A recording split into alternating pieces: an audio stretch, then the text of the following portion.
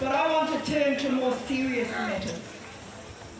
I want to challenge the statesmen that are there and the stateswomen that are there to simply check into your hearts why you have decided at this time of existential crisis in the world around climate change, why you have decided at this time, as we've come out of a period of COVID that saw the devastation of many of our communities who weren't prepared for it, because we live in poverty, we are not loved, we are described by Mr. Seymour as the unwashed.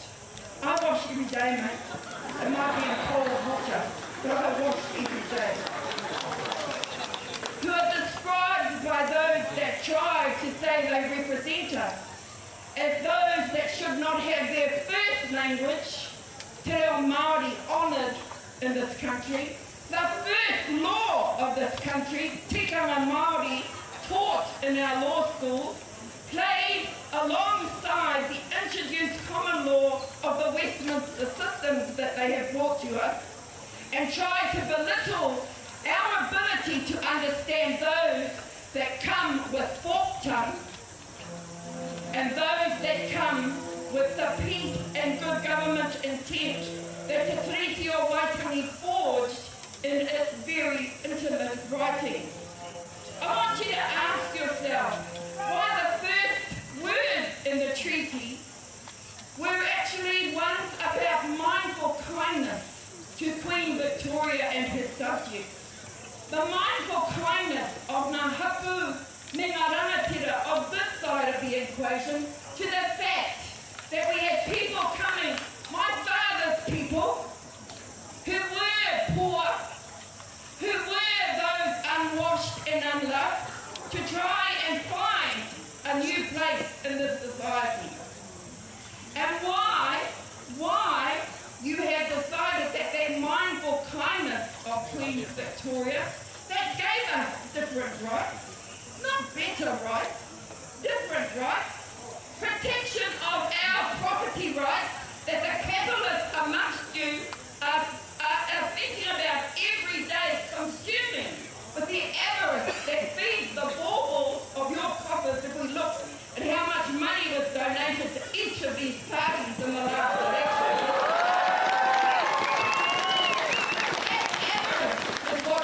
Be asking, is that consistent with the mindful kindness of Queen Victoria and her asking us to enable a system of government to be formed for the lawless Pākehā that were living amongst us?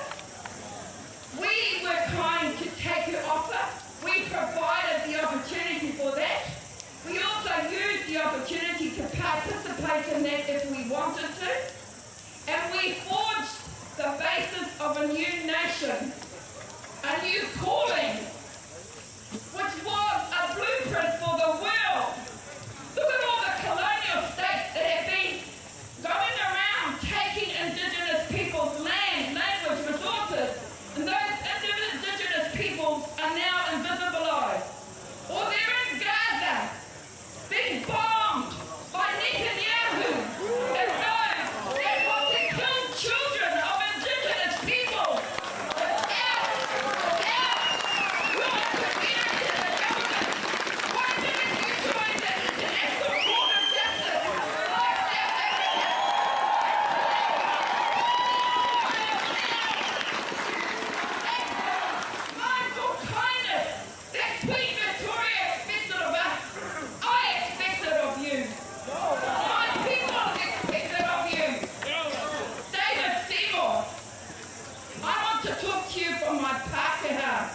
Not my Maori one. My father was a staunch Catholic. He would never tinker with the testament of the Bible. The 10 Commandments are what he lived by. He would never tinker with the Magna Carta. He would never presume the audacity that he had the ability to do that. But you, Mr. Seymour, who doesn't speak Māori and has had to let a woman carry that responsibility today.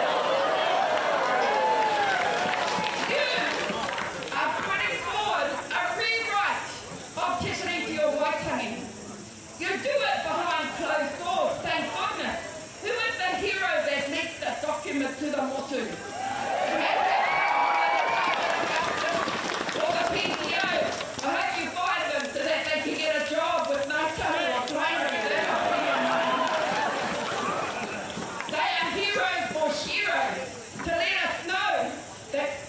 Not like the treaty, we had missionaries translating the treaty in the rewrite. You most likely paid someone who just got their degree to actually be paid to have the audacity to go and develop a bill that had 3 clauses in it in Te Reo Maori that don't make sense. And you suggest that you're not rewriting or doing away with the treaty? Lies. Lies.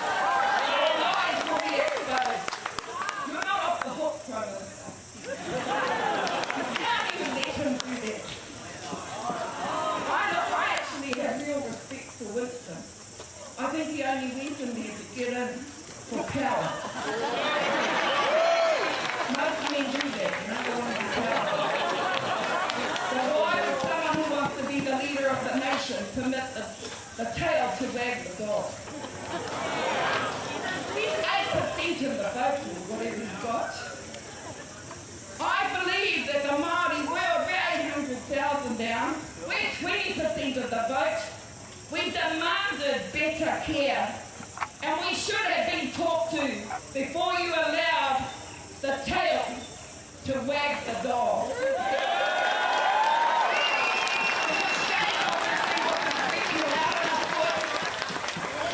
Shame. I was on the same arc here. You were on my side back then. We won back then. We got the tribunal established back then. You were being poi-poied by the late Maori Marsden. I was being nurtured by Dame Mirasazi and Eva Rickard to become a lawyer, to fight for a constitutional forum, to ensure that the treaty was determined, interpreted by experts, and the Waitangi Tribunal is an expert forum for that to occur. Why do you constantly belittle Maori skill, mātauranga Maori, men and women who've worked for 40 years tirelessly on legal aid for our people? While you pay big bucks to those people that you want to give advice to you, whose advice is lousy. And you've got to stop it, Shane. You stand up today, give a whakapapa, you missed my iwi out. Did you do that on purpose? You couldn't actually think of anything that tries to tell what's in our point. I know one, it's called Hongi Track, mate. So, okay, whatever that we're or homework in and But I have to say to all of you statesmen and women, we will stand on the pose of te tinoranga tiratanga me te kotarikana o tēnei whenua. We will stand on the pose of the manaakitanga that our people promised to Queen Victoria and her subjects. We will stand on the pose of equal rights if we want them with Pākehā. We will not let you deny our rights to our waters. 3 waters, Prime Minister. How dare your previous leaders give undertakings to the New Zealand Maori Council that if we let you sell the shares in Genesis, you would arrange a settlement of our water rights and then come back as part of this government and say we don't own water? Is that another instance of amnesia? Was that an instance of the manipulation of your government processes to deny what is rightly out for our?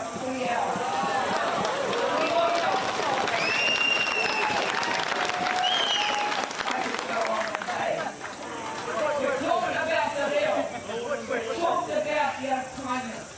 But I want us to remember in my closing 3 things. There were 3 women in February 5th down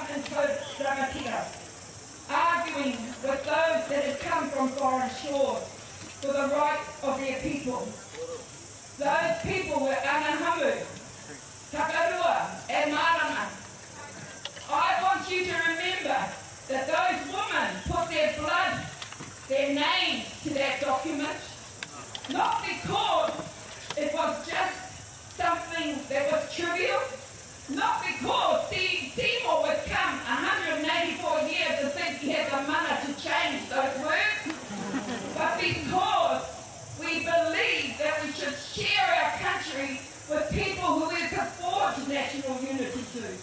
First message. Prime Minister, I've been here for 15 years fighting for Ngāpuhi to get a treaty settlement. I want you to give an undertaking before you leave today that you will give them a settlement. They are 1/5 of the Maori world, 200,000 people, and they are still without any wherewithal to compete with the Kiwitanga, Waitangi, Te Aroa, because your mean-spiritedness has not invested enough time and space so that the peoples of Ngāpuhi get the settlement they deserve. I'm talking about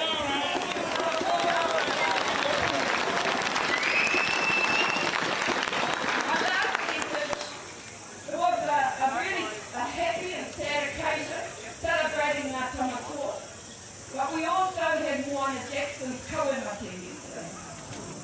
And I feel I can hear him talking to me, his whisper in my ears, the strength of its calmness, nurturing the importance of this Gettysburg address at Waitangi, because it has to be.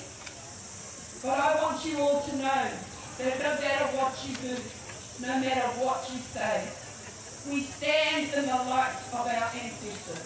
It might look like 25,000 here, it's more like 50 million, and their wainua will keep us going. We will stand together in the unity of kōtangitanga. We aren't here to make, I think, pātite kōrero, trivial dispute discussion. We are here for serious engagement for the next 40 years. We want us, as my other hero, Te Puia said, I te oho ngāke o te tua waitanga o tapu moemoea. We want to awaken to the blossoming of the dreams that were forged by the peoples of Aotearoa and the newcomers to this special place in 1840. Those dreams can be forged together or apart. It's not your choice. We are making our choice how that goes down. Kura.